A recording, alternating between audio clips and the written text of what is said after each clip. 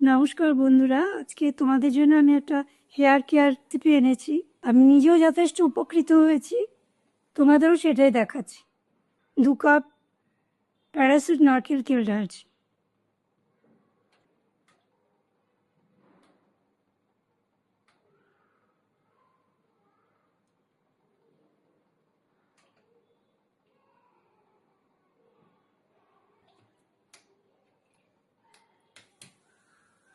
কারি পাতাটাকে বেশি করে দিতে হবে, ভালো করে ধুয়ে একটু শুকিয়ে নে।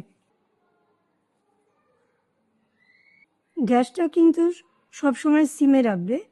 কারি পাতা দিয়ে কিছুক্ষণ এটাকে একটু নেড়ে নিতে হবে। কারি পাতাটা যখন ফুটবে তখন এর মধ্যে 1 চামচ মেথি দেবে আর 1 চামচ কালো জিরে।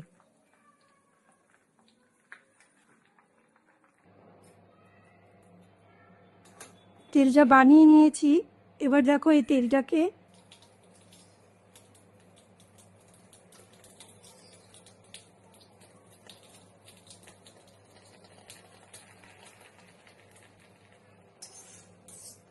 কারি পাতা, কলঞ্জি আর মেথি এই তিনটেই থাকবে। আচ্ছা, আর একটা জিনিস সবসময় মনে রাখবে, তেল বানাতে হলে লোহার কড়াইতে বানাতে হবে। এবার আমি পুরো তেলটাকে ছেঁকে নিয়েছি। এবার এটাকে ঠান্ডা করতে হবে।